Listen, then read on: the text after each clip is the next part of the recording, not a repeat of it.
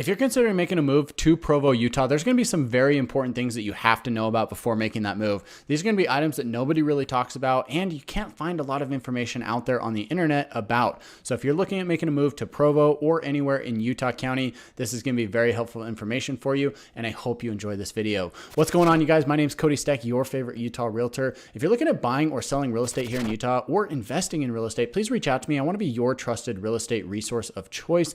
You can call, text, or email me anytime. I love hearing from you guys. I've had people from all across the world call me to say that, hey, I'm relocating to the area. I need some help. And I've also had a lot of local people reach out as well. So no matter what your situation is, if you're looking to buy or sell, please reach out to me. And with that said, let's go ahead and jump into this video. So I'm going to talk about 4 different things here that you have to know about the Provo area.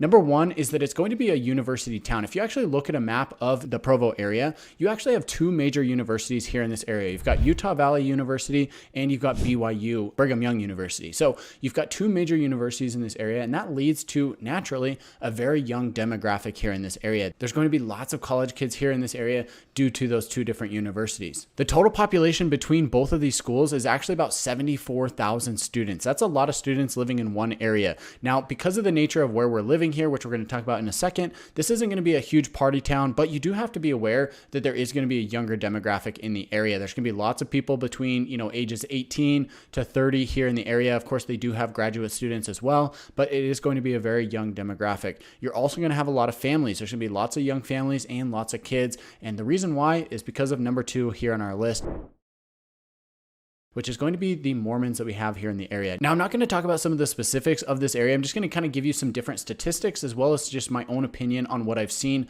from living here for my entire life. Now, I'm going to be a little bit vague here, but basically what I want to tell you about this is that yes, we are in Utah, and yes, there are going to be a lot of Mormons here in the area. The city of Provo is actually at about 80% Mormon population, which is extremely high. If you're looking at living in Provo, you have to be prepared for that because you don't want it to get you caught off guard. We are here in Utah, and of course, this is where the Mormons settled over 150 years ago. So you are going to have that be a big part of your culture and your daily, what you see on a daily basis. So you have to be prepared for that, but it's going to vary from area to area. If you watched any of my other videos, you'll notice that, in some areas you might be sitting at like 30, 40% LDS population, maybe even as low as 20% in downtown Salt Lake City, which is actually very interesting to see because the city was where everything first started. And now it's actually one of the lowest points in the entire state for the LDS population. So it's a very interesting dynamic there. But as you go to these different areas, you're going to be at 30%, 40%, 50%. Some will be 70, 75, 80% in Provo. And you have to be prepared for this. This is something that's very important. I'm just saying that if you're looking at living in Provo, you have to be prepared, and that's what the numbers are. That's what the stats say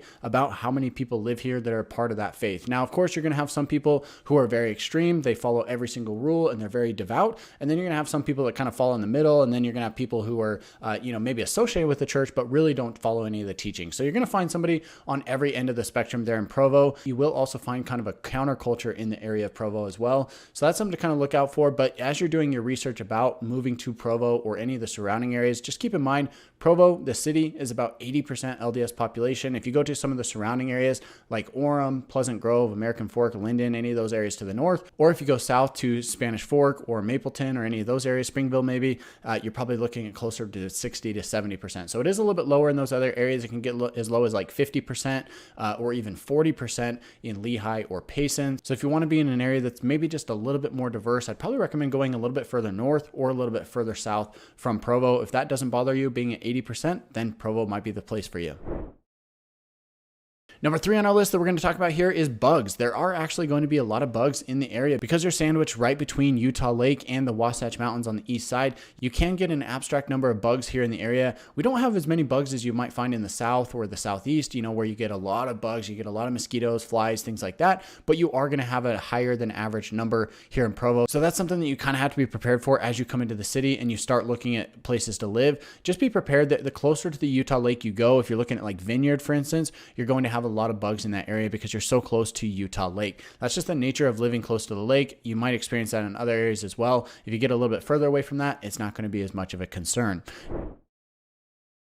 Now, number 4 on our list, we're going to talk about the lack of entertainment and just kind of daily amenities that you get in Provo. You're going to have everything you need from a grocery store to Costco to kind of your convenience stores and whatnot. Of course, you have everything you need within 5 minutes at most in most of the areas, but you're not going to have access to a lot of the big things that most major cities have. In fact, Provo is a very small city itself. It's mostly suburban type living. You are going to have like a downtown area that has a couple of skyscrapers, but that's really it. The downtown area is really only a few city blocks. It's fairly small. And then the rest of it's mostly just kind of suburban type living. So you have to be prepared for that. You do have an airport there, but there's not a lot of flights that go out of there. In fact, I've never even flown out of there because you always go to Salt Lake, especially if you're going anywhere that's a long distance. You're going to go to Salt Lake Airport.